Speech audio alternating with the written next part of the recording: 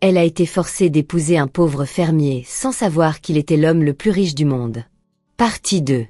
Avant de mourir, Madame Kamé promet que ses 2 filles épouseront des hommes selon des engagements pris autrefois. L'aînée, Akissi, épousera la riche famille Koné, tandis que la cadette, Aya, épousera le fils d'une femme du village qui avait sauvé sa vie à sa naissance. Le père, Monsieur Kamé, décide d'inverser les promesses. Akissi épousera le fermier du village, et Aya épousera l'homme riche.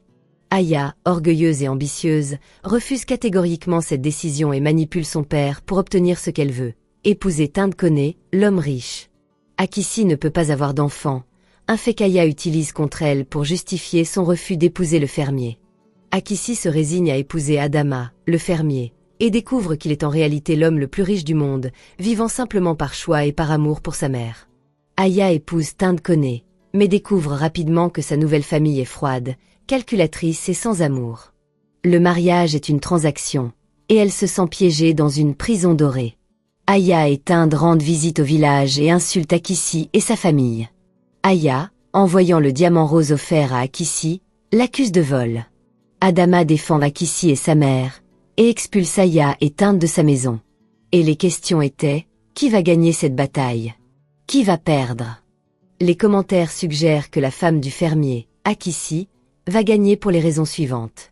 Elle a choisi la simplicité et l'amour. Contrairement à Aya, qui a choisi la richesse et la superficialité, Akissi a accepté son sort avec dignité et a découvert un homme bon et aimant. Elle a trouvé un foyer chaleureux.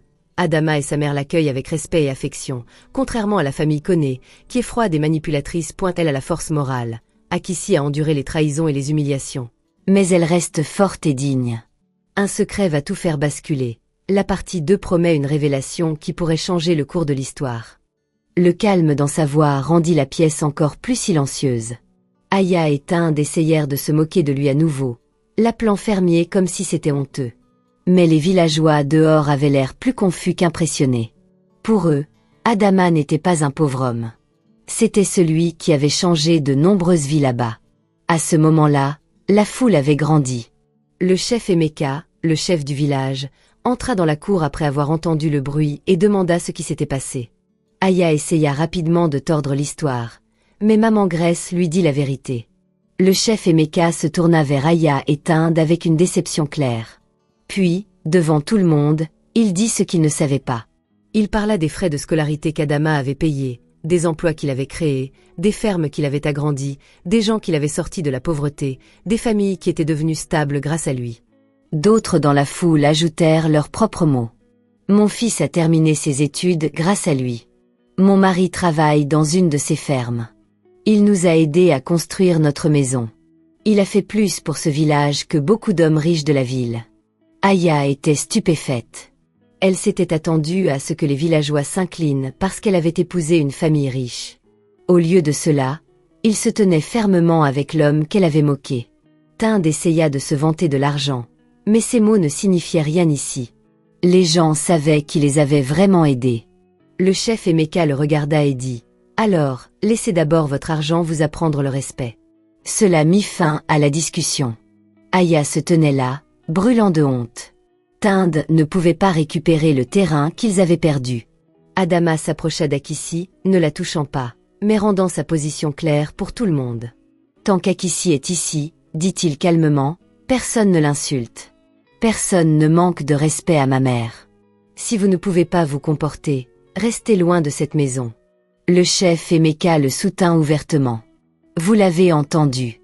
Partez. » Pas une seule personne ne prit le parti d'Aya et de Tinde.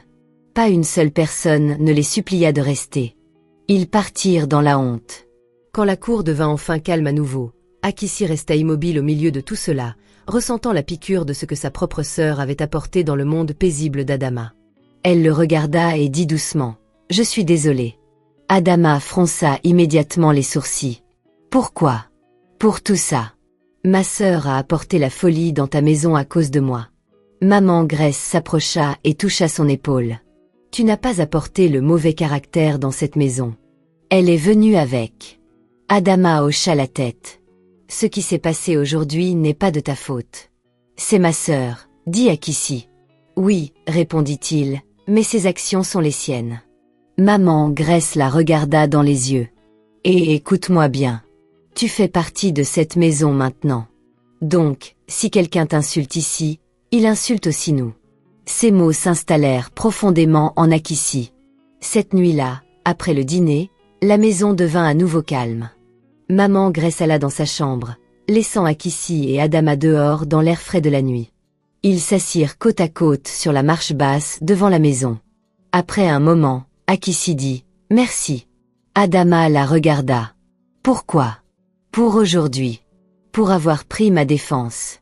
Pour avoir pris la défense de ta mère. » Il répondit simplement « C'est mon devoir. » Elle le regarda. « Ton devoir ?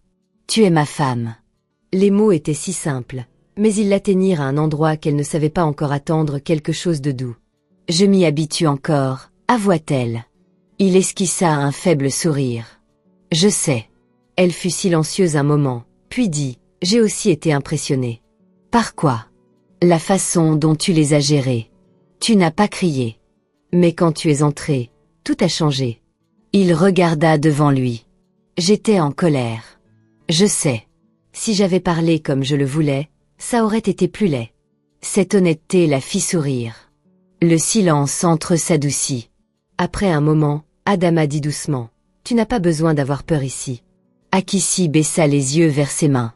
Avec certaines personnes, l'amour semble toujours être une condition. Il se tourna légèrement vers elle. « Et avec moi ?» Elle fut silencieuse un moment. Puis elle répondit honnêtement « Avec toi, non. » Les mots restèrent entre eux. Il la voulait. C'était vrai. Il remarquait sa douceur, sa beauté, la façon dont elle parlait doucement même après avoir porté tant de douleur.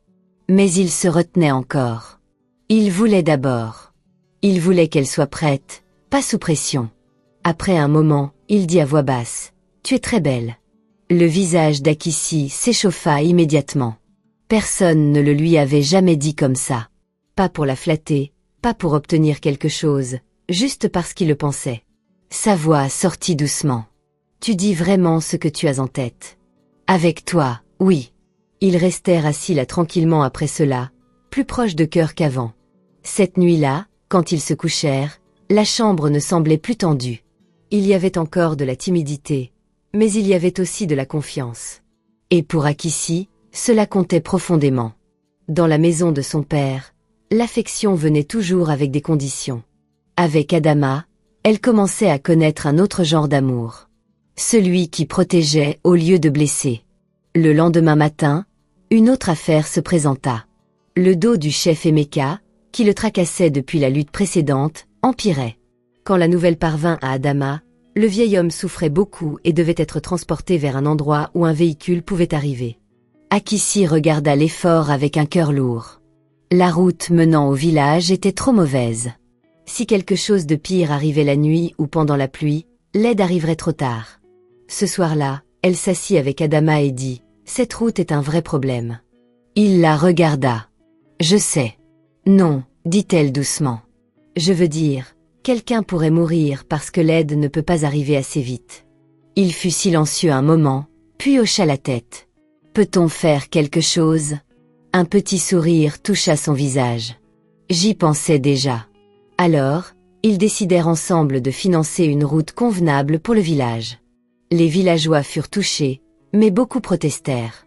Ils dirent qu'Adama avait déjà fait trop au fil des ans. Il avait payé les frais de scolarité, créé des emplois, aidé des familles et amélioré l'agriculture dans la communauté. Pourtant, lui et Akissi insistèrent. Pour Akissi, cela comptait profondément. Pour la première fois de sa vie, elle faisait partie de quelque chose qui aidait les gens au lieu de nourrir l'égoïsme. Quand Akissi entendit cela plus tard, elle n'était même pas surprise. Mais Adama était clair à ce sujet. « Ce qui t'appartient doit rester à toi, » dit-il. Personne ne devrait te forcer à y renoncer. Akissi le regarda silencieusement. Il continua. « Et si cela te rendrait plus heureuse, je mettrai encore plus à ton nom. » Ce n'est pas un problème. Il le dit si simplement qu'elle faillit oublier à quel point c'était inhabituel. Il ne parlait pas de ses droits comme s'il lui rendait un service. Il parlait comme si ses droits étaient normaux. Cela ne fit que rendre Aya plus amère. Parce qu'Adama parlait de donner, Tinde avait déjà commencé à presser Aya pour accéder à son propre petit argent. Alors que les préparatifs du mariage d'Akissi et Adama continuaient, de plus en plus de choses concernant Adama cessèrent de faire sens. Il avait des assistants. Il avait des gestionnaires. Il passait un coup de fil et les choses bougeaient. Son assistant, Henri Kofi, s'occupait de plusieurs arrangements avec la confiance tranquille de quelqu'un habitué au cercle très puissant. Quand ils allèrent inspecter l'hôtel réservé pour leur mariage formel, le personnel salua Henri avec trop de respect pour qu'il soit un simple employé. Akissi le remarqua. Elle remarqua aussi à quel point un hôtel de luxe avait été facilement réservé. Comment les vendeurs parlaient prudemment autour d'Adama. Comment certaines personnes semblaient le connaître sans en dire trop. Pourtant, il s'habillait toujours simplement. Parlait toujours doucement. Se comportait toujours comme un homme sans rien approuver. Puis vint l'essayage de la robe de mariée. Une boutique de mariage haut de gamme avait déjà quelque chose qui attendait Akissi. Quand elle vit la robe, elle resta sans voix.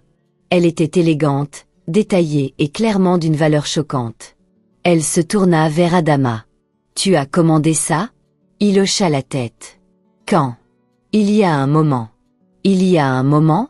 Il sourit faiblement. « Bien avant maintenant. » Cette réponse resta avec elle. Quand elle essaya la robe et sortit, Adama la regarda et oublia de cacher ce qu'il avait sur le visage. De l'amour. Un amour ouvert, profond. Pendant un moment, Akissi ne put même pas parler. Un simple fermier, même un riche, n'aurait pas dû avoir ce niveau d'influence. Quelque chose chez Adama était encore caché. Elle en était sûre maintenant. Mais alors que le bonheur commençait à s'installer proprement dans son cœur, son père la ramena dans la douleur. Il envoya un message disant qu'elle devait venir pour la cérémonie de mariage d'Aya. Au début, cela semblait être un devoir familial. Quelque chose qu'elle pouvait endurer et laisser derrière elle. Mais Adama ne lui faisait pas confiance. Pourtant, Akissi y alla. Parce qu'une partie d'elle voulait croire que son père ne pouvait pas couler plus bas qu'il ne l'avait déjà fait. Elle avait tort. Dès son arrivée, quelque chose ne semblait pas aller. Elle ne fut pas accueillie chaleureusement. Elle ne fut même pas traitée comme la sœur de la mariée. Au lieu de cela, elle fut tenue à l'écart des invités principaux, presque cachée, comme si sa présence aurait embarrassé la famille. Le message était clair. Aya était maintenant la plus importante. Akissi, avec son mari villageois, devait rester hors de vue. L'humiliation piqua. Puis la vraie raison sortit. Son père l'appela à l'écart avec des documents déjà préparés. Il voulait qu'elle signe l'abandon de ses droits d'héritage afin que tout revienne à Aya. Akissi le fixa. Pendant une seconde, elle ne put pas parler. Puis elle dit lentement, « Donc, c'était la raison pour laquelle tu m'as appelé ici ?»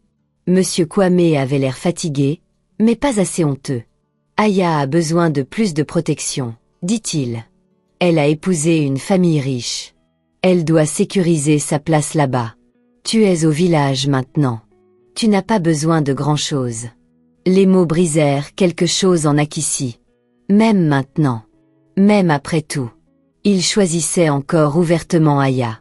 Des larmes brûlèrent ses yeux, mais elle les retint. « Ce bien appartenait à ma mère, » dit-elle. « Pas à toi. Tu ne peux pas me forcer à l'abandonner. » Son visage se durcit. « Ne me parle pas comme ça. Alors, arrête de me traiter comme si je n'avais aucun droit. » Avant que les choses ne puissent aller plus loin, Adama intervint. Il n'était pas resté loin. Le moment où il sentit que quelque chose n'allait pas, il vint. « En tant que son mari, j'ai besoin de savoir pourquoi tu la presses, » dit-il. Monsieur Kwame le regarda avec un mépris ouvert. Principalement à cause de tout ce qu'Aya avait déjà rempli ses oreilles. « C'est une affaire de famille, » dit-il. « Cela ne te concerne pas. Cela me concerne si cela concerne ma femme. » Monsieur Kwame éclata d'un rire court et froid. « Tu parles seulement parce que tu penses que le mariage dans cette famille te donne une voix. » Adama ne réagit pas. Il dit simplement, « Elle mérite ce qui est à elle. » Mais Monsieur Kwame le voyait toujours comme un simple villageois. Un homme en dessous du genre d'argent qu'il respectait. Un homme qu'Aya avait déjà décrit comme suspect, contrôlant et indigne. Il le congédia des yeux. Et Akissi se tenait là, forcée une fois de plus de faire face à une vérité qu'elle avait essayé de dépasser. Son père pouvait voir clairement sa douleur et choisir encore Aya. Pendant un long moment, Akissi ne dit rien. Puis, sous la pression, la douleur et la profonde déception, elle prit le stylo et signa les papiers. Sa main tremblait, mais elle signa. Quand elle eut fini, elle posa le stylo et regarda d'abord son père, puis Aya. Sa voix était calme, mais définitive. À partir d'aujourd'hui, agissez comme si vous ne m'aviez jamais eu. La pièce devint silencieuse. Aya cligna des yeux. Monsieur Kwame fronça les sourcils. Akissi. Non, dit-elle. C'est fini. J'ai donné, je me suis tue, j'ai pardonné et enduré trop longtemps. À partir d'aujourd'hui, vous n'avez qu'Aya. Laissez les choses ainsi. Elle se tourna vers sa sœur. Tu voulais tout. Prends-le. Puis elle fit face à son père à nouveau. Mais ne me demande plus jamais rien. Elle se retourna et sortit avant qu'il ne puisse l'arrêter. Adama la suivit immédiatement. Quand ils montèrent dans la voiture, Akissi ne se retenait plus. Les larmes vinrent, dures et silencieuses. Elle tourna son visage, honteuse de pleurer, mais Adama ne dit rien de sot. Il resta simplement proche. Quand ils rentrèrent à la maison, Maman Grace vit le visage d'Akissi et comprit immédiatement que quelque chose de terrible s'était passé. Elle ne posa pas de questions en premier. Elle ouvrit ses bras. Akissi y alla comme un enfant qui avait retenu la douleur trop longtemps. Maman Grace la serra fort. C'est assez. Tu es à la maison maintenant. Ce mot encore. Maison. Cela brisa quelque chose en Akissi. Cette nuit-là, elle pleura correctement pour la première fois. Non pas parce qu'Aya avait gagné, non pas parce que l'héritage était parti, mais parce qu'elle acceptait enfin que certaines blessures ne venaient pas des ennemis. Elles venaient des gens qui auraient dû l'aimer le plus. Maman Grace resta avec elle. Adama resta avec elle aussi. Aucun des deux ne la fit se sentir faible de craquer. Plus tard, quand Akissi s'était un peu calmée, Maman Grace entra dans sa chambre et revint avec une boîte enveloppée. Elle la plaça dans les mains d'Akissi. Akissi eut l'air confus. « Maman, ouvre-la. » À l'intérieur se trouvait un vieux mais magnifique héritage familial. Cela valait beaucoup, et Akissi pouvait dire immédiatement que ce n'était pas quelque chose de donné à la légère. « Je ne peux pas prendre ça, » dit-elle rapidement. Maman Grace lui prit la main. « Tu peux. »« Non, maman. C'est trop. » Maman Grace secouait la tête. « Tu n'es pas seulement ma belle-fille. Tu es ma fille. Cette maison est aussi la tienne. Tu es aimée ici. Tu es en sécurité ici. » Akissi la regarda, puis Adama, et quelque chose se posa dans son cœur. Le sang l'avait trahi. L'amour lui avait construit une nouvelle famille. Cette vérité la guérit plus que l'argent ne l'aurait jamais pu. Mais alors qu'Akissi trouvait la paix, la victoire d'Aya avait déjà commencé à pourrir. Tinde et sa famille avaient désespérément besoin d'argent. Leur image polie devenait de plus en plus difficile à maintenir. Tinde commença à presser Aya plus ouvertement maintenant. Un jour, c'était pour les affaires. Un autre jour, c'était pour l'image. Un autre jour, c'était pour un investissement urgent. Il mentait quand c'était nécessaire. Il la flattait quand c'était nécessaire. Il promettait un remboursement quand c'était nécessaire. Mais à l'intérieur, il avait déjà pris sa décision. L'utiliser d'abord. La laisser tomber plus tard. Aya, toujours désespérée de rester Madame Koné à tout prix, continuait à céder. Elle libérait de l'argent petit à petit. Elle défendait Tinde quand les autres le remettaient en question. Elle se disait que c'était temporaire. Mais la vérité ne pouvait pas rester cachée éternellement. La famille Koné courait à la ruine. L'image de Tinde se fissurait. Sa confiance était devenue forcée. Son argent ne correspondait plus à ses paroles. En même temps, on parlait d'un grand mariage à travers la ville. Un homme mystérieux et extrêmement riche se mariait enfin. Très peu de gens l'avaient vu ouvertement. Beaucoup connaissaient ses investissements. Beaucoup connaissaient son pouvoir. Mais peu connaissaient le visage derrière le nom. Naturellement, la haute société était agitée. Les gens parlaient, devinaient, essayaient de se faire inviter. Tinde entendit les rumeurs et voulut immédiatement en faire partie.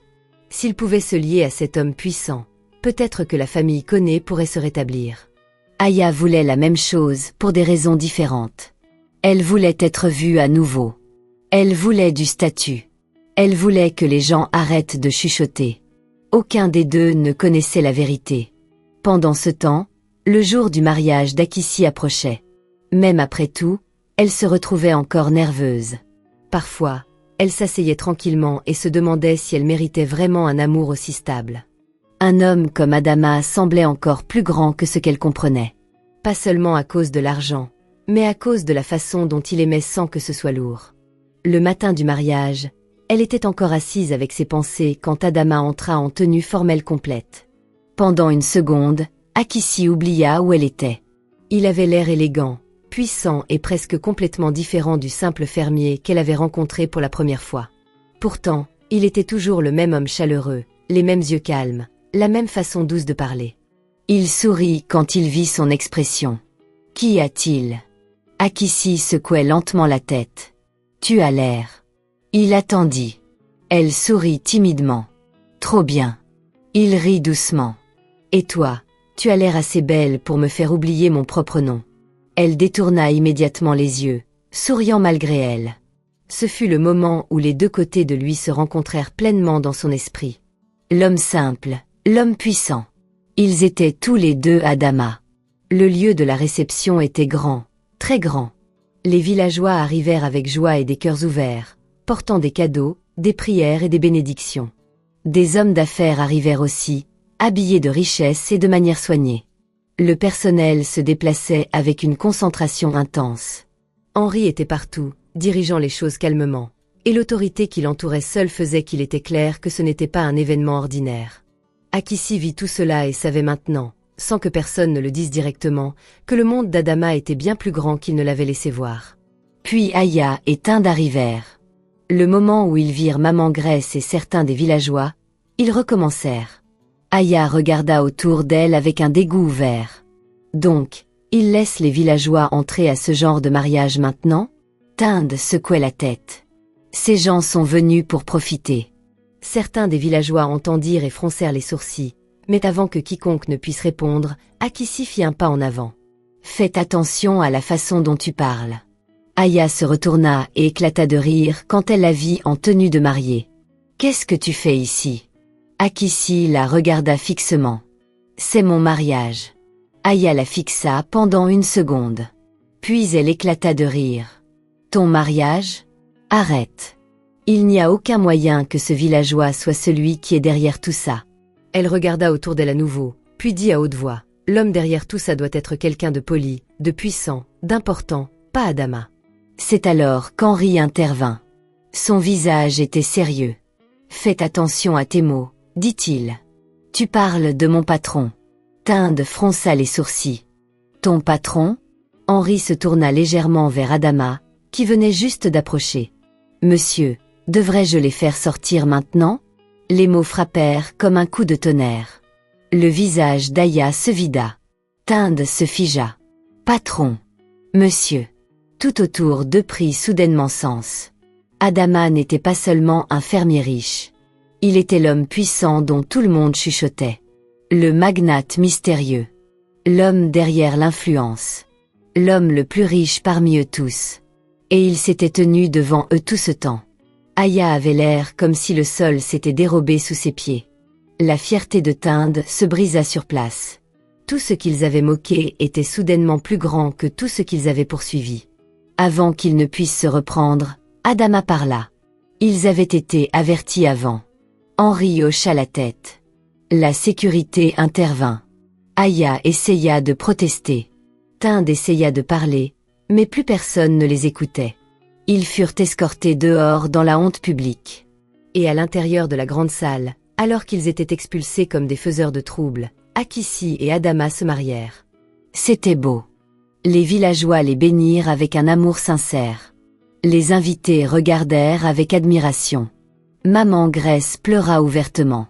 Akissi se tenait à côté d'Adama, non plus comme la fille rejetée d'une maison douloureuse, mais comme une femme enfin choisie pleinement et ouvertement. Quand Adama prit sa main, cela semblait solide. Quand il la regarda, cela semblait réel. Au moment où ils échangèrent leurs vœux, Akissi savait une chose clairement. Elle n'avait pas perdu sa vie quand on l'avait envoyée. Elle l'avait trouvée. Dehors, loin de cette joie, Aya et Tinde s'en prenaient déjà l'un à l'autre. Tinde la blâma d'avoir provoqué Akissi et Adama trop de fois. Aya le blâma d'être faible et inutile. Leurs mots devinrent acérés. Les anciennes fissures s'élargirent. L'argent devint le nouveau champ de bataille. Aya exigea le retour de ce qu'il avait pris. Tinde nia, s'excusa et rejeta la faute. Bientôt, ses problèmes d'affaires empirèrent. La faiblesse de la famille Koné ne pouvait plus être cachée. Cette fois, Adama ne l'ignora pas. Il fit un geste décisif à travers le même monde des affaires qui avait autrefois caché son visage. Silencieusement, proprement et complètement, il coupa le dernier vrai soutien de la famille Koné. Cela les acheva. L'entreprise de Tinde s'effondra. Le pouvoir de sa famille mourut avec elle. Son mariage avec Aya se brisa sous le poids de l'accusation, de la cupidité et de la honte publique. À la fin, Aya fut déshonorée. Tinde fut ruinée. Leur mariage se désintégra en divorce, en blâme et en humiliation. C'était tout ce qu'Akissi avait prédit à Aya dès le début. Après l'effondrement du mariage d'Aya et que la famille Koné perdit ce qu'il restait de leur statut, M. Kwame apparut à la nouvelle maison d'Akissi avec Aya à ses côtés. À ce moment-là, Akissi vivait avec Adama dans un grand manoir, bien que la paix à l'intérieur semblait plus chaude que tout le spectacle qu'elle avait jamais vu dans la maison de son père. La porte était haute, le terrain était vaste, et tout dans cet endroit parlait de pouvoir tranquille, pas de bruit. Quand les agents de sécurité informèrent Akissi que son père et Aya étaient dehors, elle resta immobile un moment. Elle ne s'attendait pas à des excuses. Elle ne s'attendait pas à des larmes, mais une petite partie d'elle espérait encore de la honte. Ce qu'elle reçut à la place fut pire. Elle les reçut dans le salon. Monsieur Kwame avait l'air plus vieux maintenant, plus fatigué. Aya avait aussi l'air usé, bien que la fierté était encore obstinément sur son visage. Pendant quelques secondes, personne ne parla. Puis son père s'éclaircit la gorge. « Akissi, nous sommes venus pour parler. » Akissi le regarda calmement. « Dis ce que tu es venu dire. » Il se déplaça sur son siège. « Les choses ne sont plus comme avant. » Elle faillit rire à cela. Aya parla ensuite avec moins de patience. « Nous avons besoin d'aide. La voilà. Pas d'excuses. Pas de regrets. Pas de vraie repentance. Juste un besoin. » Akissi regarda l'un puis l'autre et sentit quelque chose de surprenant en elle. Pas de la douleur. De la distance. Elle croisa les mains sur ses genoux. « Je pensais que nous avions déjà réglé ça. J'ai dit à vous deux d'agir comme si vous ne m'aviez jamais eu. » Monsieur Kwame fronça les sourcils. « Ne parle pas comme ça. Le sang est le sang. » Les yeux d'Akissi restèrent sur lui. Le sang n'avait pas d'importance quand tu te tenais devant moi et choisissais ouvertement Aya à nouveau. Aya siffla d'irritation. « Tu t'accroches encore à ça ?» Akissi se tourna lentement vers elle. « Encore ?» Aya se pencha en avant. « Peu importe ce qui s'est passé avant, nous sommes ici maintenant. Tu es riche. Ton mari est riche. Aide-nous et arrête de faire la fière. » Cette phrase faillit stupéfier Akissi. Après tout, Aya avait encore l'audace de parler comme ça. Akissi secouait la tête. « Non. » Ils la regardèrent tous les deux. « Non. » Monsieur Kwame répéta. « Non, » dit Akissi à nouveau. « Vous n'êtes pas venu ici parce que vous m'aimez. Vous êtes venu parce que vous avez besoin d'argent. C'est différent. » Le visage d'Aya s'assombrit. « Donc, tu vas vraiment nous regarder souffrir ?» La voix d'Akissi resta calme. « Tu m'as regardé souffrir de nombreuses fois. » Cela fit mouche. Pendant une seconde, la pièce devint silencieuse. Puis Aya se leva brusquement. « Ça aurait dû être ma vie. » Akissi la regarda. Aya pointa autour de la maison avec colère. « Ce mariage aurait dû être le mien. J'aurais dû épouser Adama, pas toi. Je suis celle qui mérite d'être la femme de l'homme le plus riche. » La folie de cela était si évidente maintenant que même Akissi resta immobile un moment. Puis son père parla, et empirera les choses. « Pour être honnête, dit-il lourdement, c'est ce que je voulais à la fin. Je voulais qu'Aya ait le meilleur parti. » Cela coupa plus profondément qu'Akissi ne l'avait attendu. Même maintenant. Même après tous les dégâts. Il le disait encore ouvertement. Mais cette fois, la douleur ne la brisa pas. Elle avait grandi au-delà de l'endroit où leurs mots pouvaient décider de sa valeur. À ce moment-là, Adama entra dans la pièce. Il en avait assez entendu. Il alla vers Akissi et se tint à côté d'elle, calme et ferme. Il regarda d'abord Monsieur Kwame, puis Aya. « J'ai choisi Akissi, dit-il.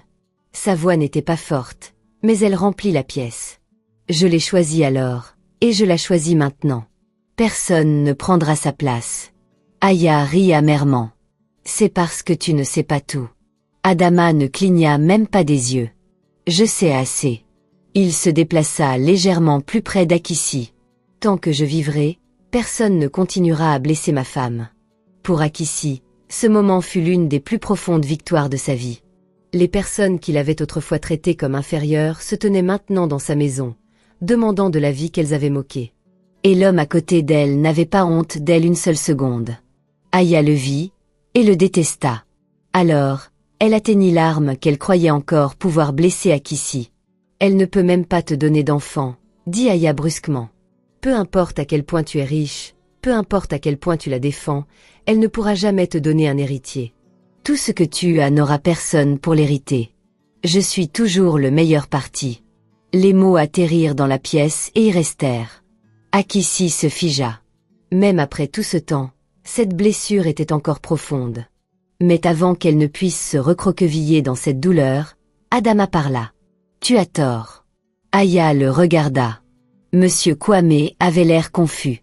Adama se tourna légèrement vers Akissi, puis revint vers eux.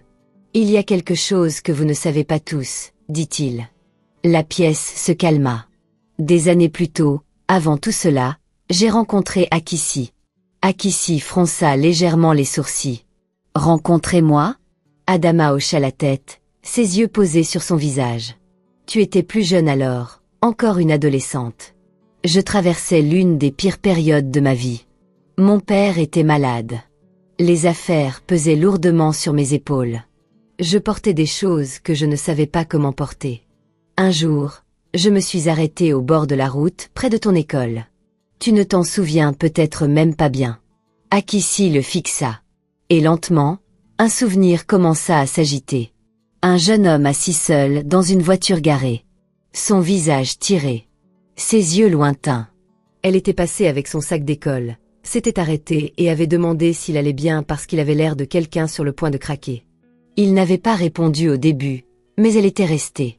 Elle avait parlé simplement, comme une fille qui croyait encore que les choses brisées pouvaient se relever. Elle lui avait dit, peu importe ce qui te fait sentir que tout est en train de finir, ne finis pas avec ça. Repose-toi d'abord. Respire d'abord. Puis relève-toi à nouveau. À l'époque, elle ne savait pas qui il était. Elle ne savait même pas si ces mots comptaient. Maintenant, ses lèvres s'entr'ouvrirent. C'était toi? Adama sourit doucement. Oui. Aya et son père les regardaient en silence. Adama continua. Tu n'avais aucune raison de rester. Tu ne me connaissais pas, mais tu es resté. Tu m'as parlé gentiment. Tu es parti, mais je ne t'ai jamais oublié. Les yeux d'Akissi étaient fixés sur lui maintenant. Plus tard, quand j'ai entendu ce qui s'était passé pendant la crise médicale d'Aya, et comment tu t'étais sacrifié pour elle, j'ai compris encore plus le genre de personne que tu étais. Bien avant que ce mariage n'ait lieu, j'avais déjà décidé dans mon cœur que si je me mariais un jour, ce serait avec toi. La pièce se sentit différente après cela. Tout devint plus clair. La patience, la douceur, la certitude en lui. Les yeux d'Akissi se remplirent. Adama soutint son regard et dit les mots lentement, pour que rien en elle ne les manque. Que nous ayons des enfants ou non ne change rien pour moi. Si nous voulons des enfants, nous pouvons en adopter. Si nous n'en voulons pas, tu es toujours assez. Tu as toujours été assez. Quelque chose en Akissi se brisa et se guérit en même temps. Avant qu'elle ne puisse parler, maman Grace entra. Elle en avait assez entendu depuis la porte. Elle s'avança et se tint de l'autre côté d'Akissi. La valeur de ma fille n'est pas liée à la maternité, dit-elle fermement. Si Dieu donne des enfants, nous nous réjouirons. Sinon, elle est toujours complète. Personne n'utilisera cela pour la faire honte dans cette maison. Aya n'avait plus rien. Personne n'était d'accord avec elle. Personne ne se tenait derrière son amertume. Même son père ne parla pas. Pour la première fois, sa cruauté rencontra un mur qu'elle ne pouvait pas briser. Et pour la première fois, Akissi comprit pleinement le genre d'homme qu'elle avait épousé. Il n'était pas seulement riche. Il n'était pas seulement puissant. Il n'était pas seulement gentil. Il l'avait choisi, en connaissance de cause, pleinement, sans condition. Cette vérité changea la façon dont elle se voyait. Elle n'était plus la fille rejetée envoyée pour faire de la place à quelqu'un d'autre. Elle était une femme véritablement aimée. Enfin, Adama regarda vers la porte. « Vous devriez partir. » Monsieur Kwame se leva lentement. Aya resta assise une seconde de plus, stupéfaite, en colère, vide. Mais il n'y avait plus rien à dire. Plus de pouvoir. Plus d'illusion que quelqu'un la soutiendrait. Ils quittèrent cette maison plus petits qu'ils n'y étaient entrés. Et quand la porte se ferma derrière eux, Akissi laissa échapper un souffle qui semblait vieux de plusieurs années. Cette nuit-là, elle et Adama s'assirent tranquillement ensemble dans leur chambre. Pas de discours lourds. Pas de performance. Juste la paix. Après un moment, Akissi se tourna vers lui et dit doucement « Mon amour ». Il la regarda immédiatement. C'était la première fois qu'elle l'appelait ainsi avec une chaleur totale, sans timidité cachée. Son visage changea immédiatement. Il y avait de la joie là. Une joie profonde. Il se rapprocha et toucha son visage doucement, comme s'il était encore prudent avec quelque chose de précieux. « Dis-le encore », dit-il doucement. Akissi sourit à travers les larmes. « Mon amour ». Cette fois, quand il l'embrassa, il n'y avait pas de peur en elle, pas d'hésitation, pas de blessure entre eux. Cette nuit-là, ils se donnèrent l'un à l'autre pleinement, non pas sous la pression, non pas par devoir, mais par amour enfin accompli. Aya, de son côté, refusait toujours de réfléchir. Même après avoir perdu son mariage, son statut et sa fausse vie, elle blâmait tout le monde sauf elle-même. Mais maintenant, personne ne se tenait avec elle. Son père n'avait plus de pouvoir. Tinde l'avait utilisé et l'avait laissé. La vie riche et fausse pour laquelle elle s'était battue était partie.